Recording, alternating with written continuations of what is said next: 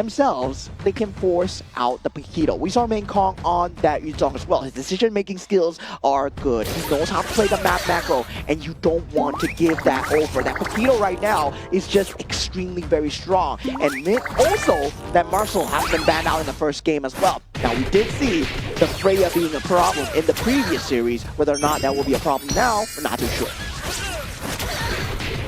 Looks like the draft is going a little bit slower. Both teams are taking their sweet time to really examine what has happened and of course analyze a little bit more into this game. Because especially for Team Cambodia, they are on match point. They need to be really careful with how they draft. They do not want to give this game away to Team Philippines.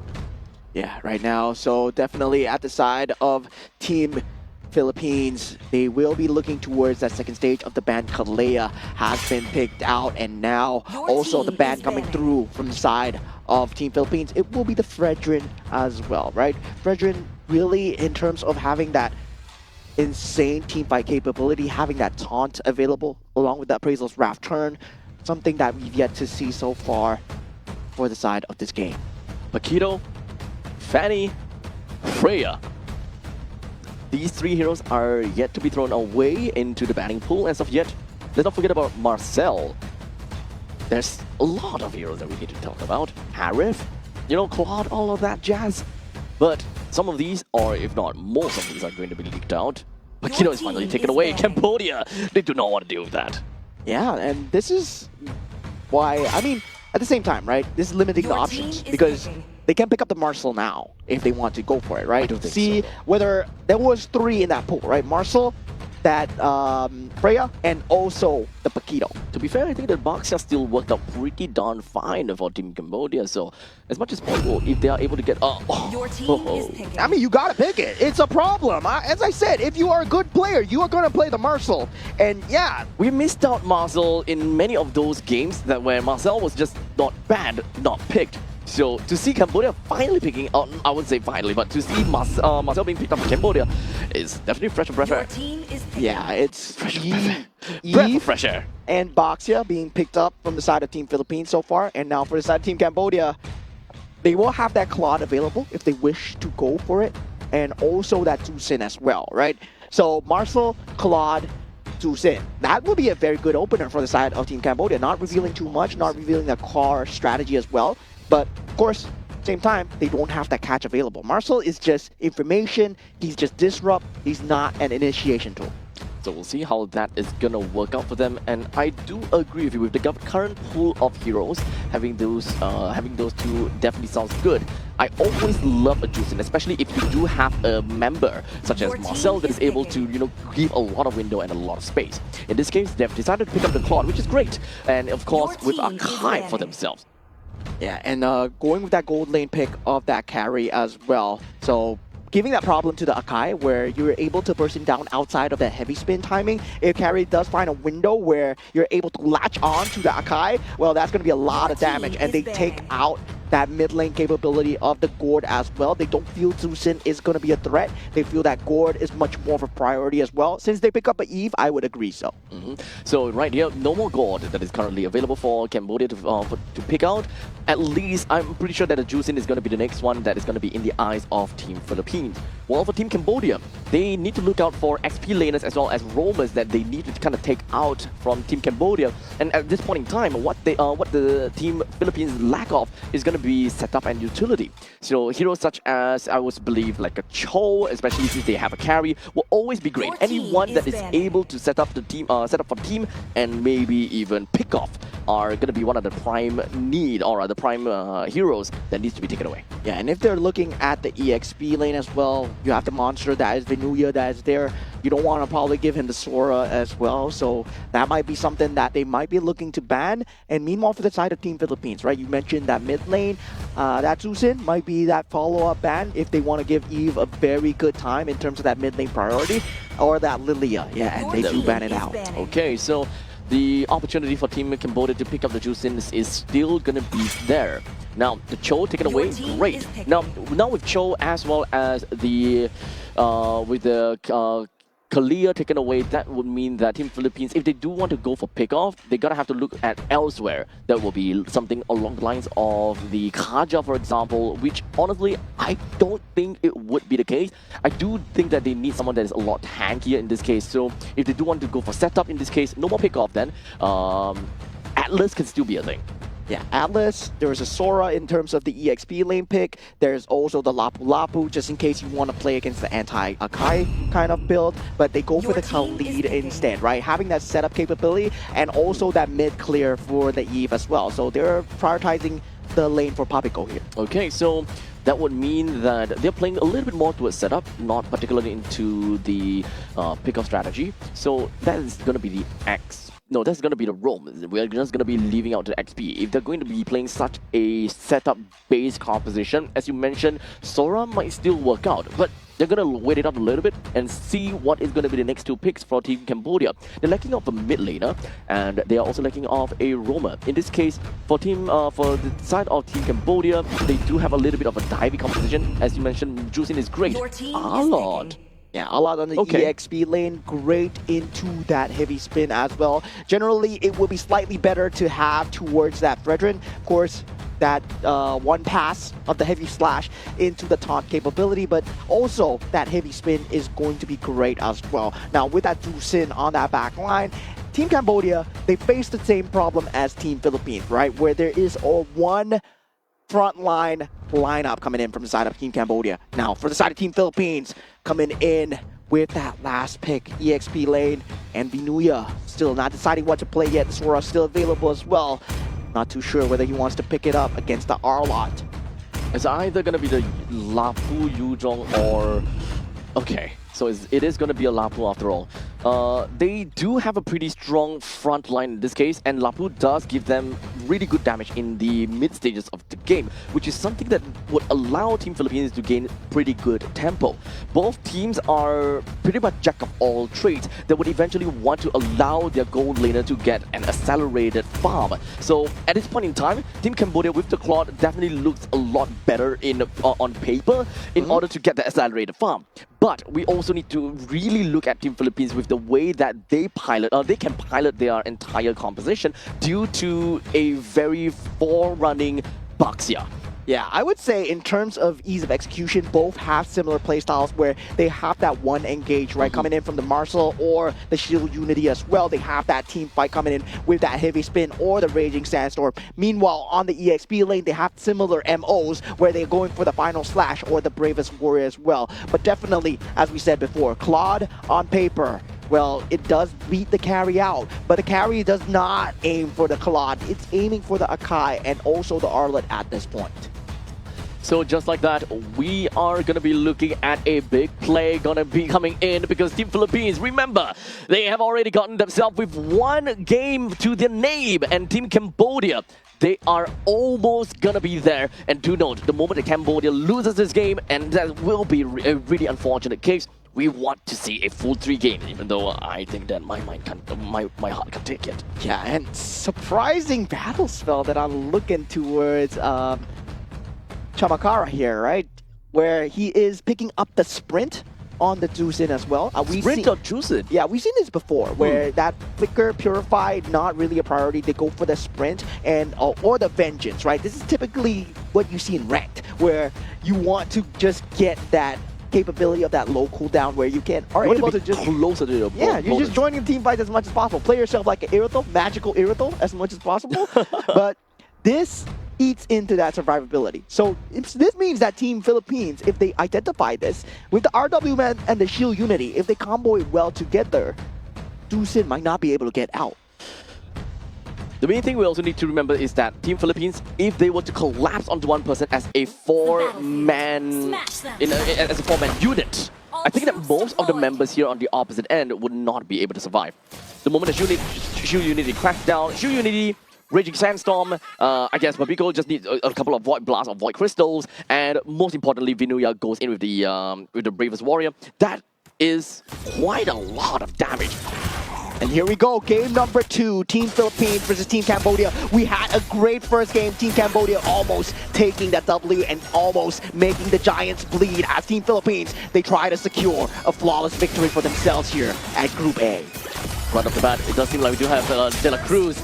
That is going to be the first one to go down. It went a little bit too deep in, realizing that I can get out. Yeah, at that point, yeah, you're just trying to deal the damage towards that enemy mid laner, I would guess. And okay, Pabiko still having that ability to get that mid lane pressure going now. Pabiko trying to stop that recall coming in. Small little optimizations coming out from side of Team Philippines so far. Now, I'm very curious to see how that gold lane is going to go. And for Odom at this point, I would say having that Marcel right now looks very good for the side of Team Cambodia. The target prioritization coming in from De La Cruz does look to be really iffy. I'm not too sure what exactly happened. Seems like it kind of auto selected onto the Juicin 3 times in a row.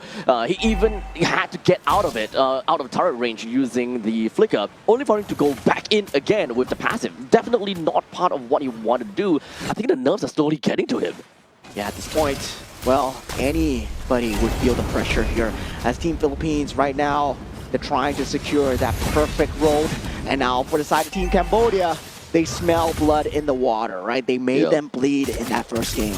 Top lane, definitely a lot more about trading with one another, but the real party is going to be down to the bottom lane. Both of the junglers, or rather one of the junglers, is currently at a pretty good spot, level 5. RWM has been popped. Pabiko takes out that turtle with the usage of the RWM. Now the ultimate being popped from the side of Tucson does get himself into safety. Team Philippines, they will disengage for now. They won't want to try and go further. Yep, the only thing that they managed to get is, of course, that turtle tick, and that is honestly more than enough. Now, we didn't really quite take the moment in time to kind of talk about the side lanes and how this game is going to look like, right? So we can definitely expect that at this point in time, we are already past the level 4 stage. So having to see a Lapu Lapu already at level 5 being accessed to Bravest Warriors, then Arlen is definitely going to have quite a bit of issue moving in and trying to be on the same lane priority as the Lapu Lapu. So middle lane from the side of Team Cambodia, they really need to look out for this. Yeah, definitely do. That shield unity timing as well is going to be very key for the side of Team Philippines in trying to get these early damage through. But they have that early awareness system, right? Odom on that Marcel as well. Essentially, if you play this character correct, you have all the information. Basically, you have the map hacks, and you're able to deal so much disrupt with the photos as well. Now, Raging Sandstorm, the flicker is being just so good at the foresight as well. Now Golden Hour not enough as the rest of Team Philippines. They just crash on in. And now with that Team Cambodia, they actually respond back and take out Rome for Rome. Yep, Rome from Rome literally did not go to... literally did not mean too much, except for the fact that Viana is the one that got that kill. And for Team Cambodia, it was Chamakara that managed to get the kill in this case. So at least the great thing for Team Philippines is that they do have a little bit of acceleration over to the side of Viana. By the end of the day, we want to see which gold laner is the one that is more, well, accelerated, as a matter of fact. Yeah, but definitely that making pressure is going to start to mount, especially if you give the kills over to the side of the Tucson, right? That early Skypiercer timing, we saw what it can do, but Final Slash going through from the side of Main Kong wants to keep them here. And Team Philippines, they smell something fishy and they do get out. Nagoya is already at level 8 as compared to a Nakai at level 7. So in terms of retribution quality, Nagoya definitely will have a better one. However, it is always going to be the heavy spin that makes it. RWM is there as the retribution is secured for the side of Team Cambodia at this moment. RWM not finding anything at the moment. Vinuya in a bit of trouble. Bravest Warrior not enough. The Tucson still doing so much in the back line. Heavy spin being used to usher the Mepo Musino away into the turret. As Team Cambodia, they're getting an early game lead here against Team Philippines. 4-1. Although we gotta talk about the economical lead. Well, not even looking at 1,000 gold lead as of yet.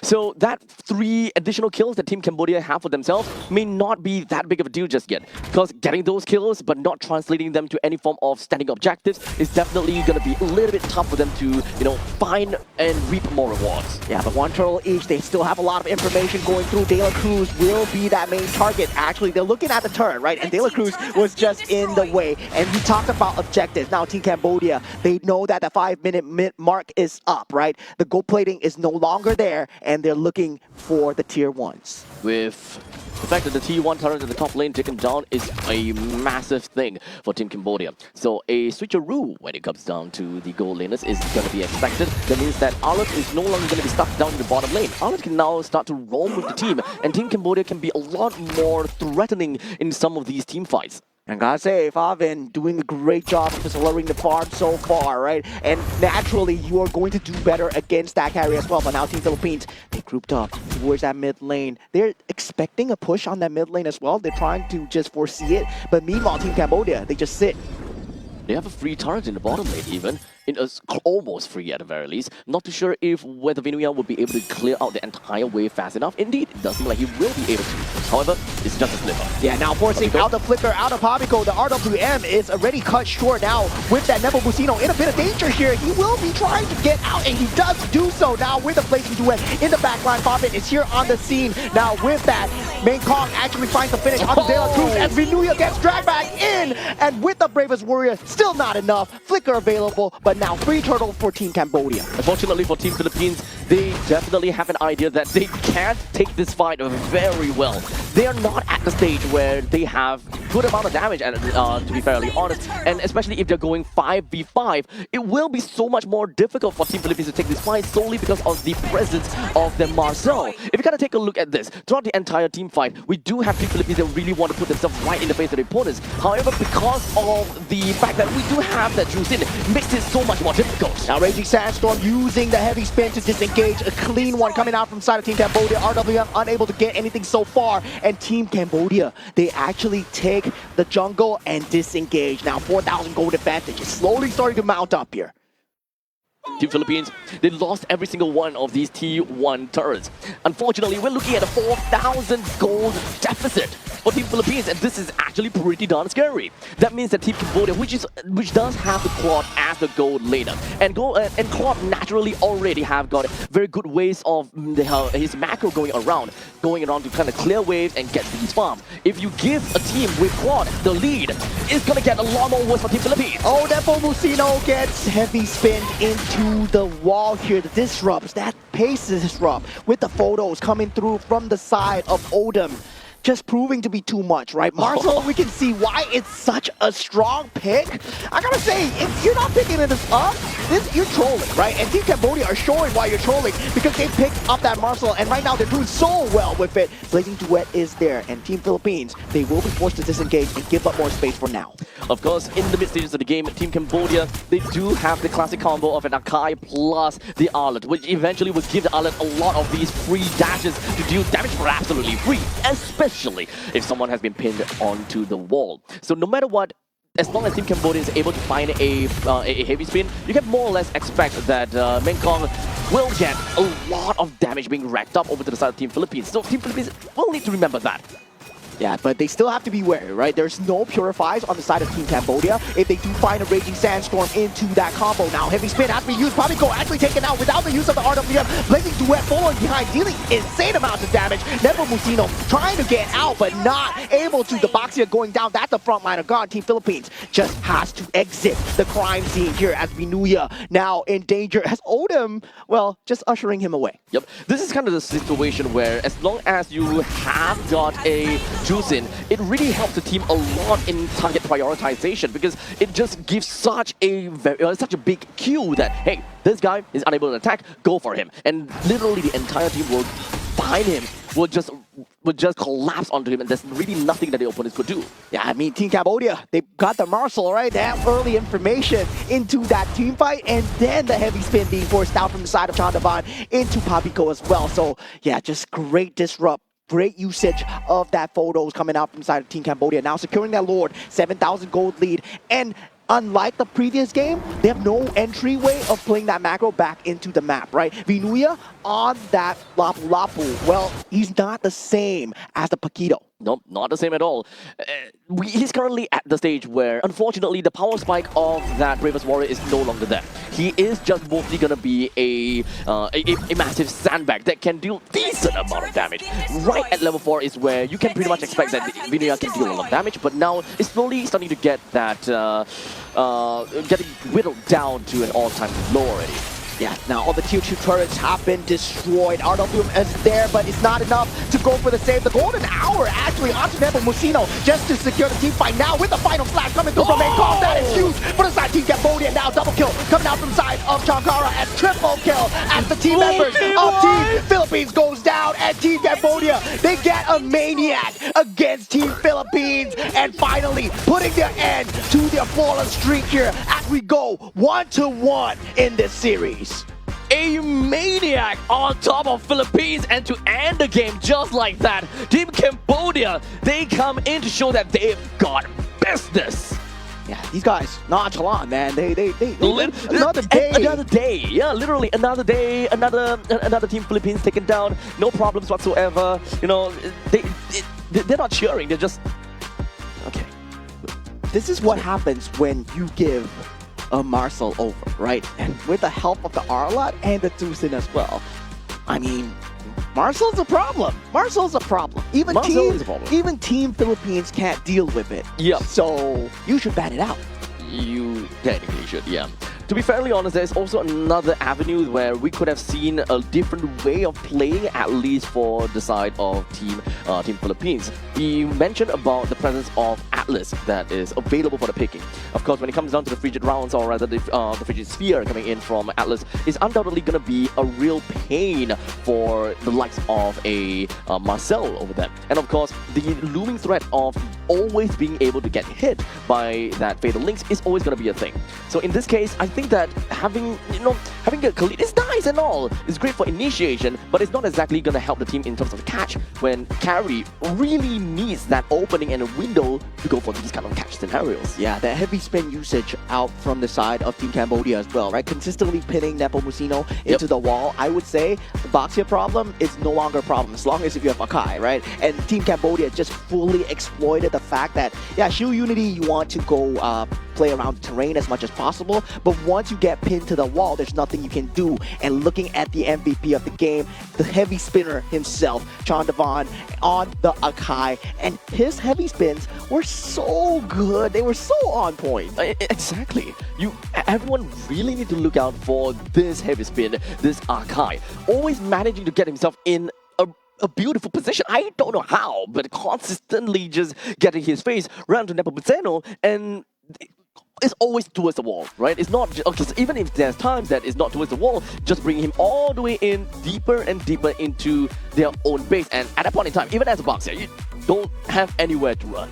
Yeah, I mean, Marcel, I would say problem as well. 0-1-10 coming out from side of Odom with Tamakara being on that Tucson, able to just deal so much, right? That early 2 kills just translating into that early timings for the items. And Team Philippines, well, despite the fact that they know how to play against this, it's not like they could do much because every time they tried to do something, Odom was always there to disrupt your plans. The photo was there. Suddenly, the Shield Unity is 1 second behind. Suddenly, the Bravest Warrior is 1 second behind. And just that first item, Thunderbelt, it's just so good. There's also this one interaction between the Marcel and the Boxia, is that Boxia wants to score first. You want to slam in on whoever is always going to be on the forerunners of the team, and that naturally is going to be the Marcel. However, the moment that Nepomuceno tries to go for the Shield Unity, flies up into the sky, wanting to crash down onto the Marcel, suddenly he's frozen in the air. And then you don't crash.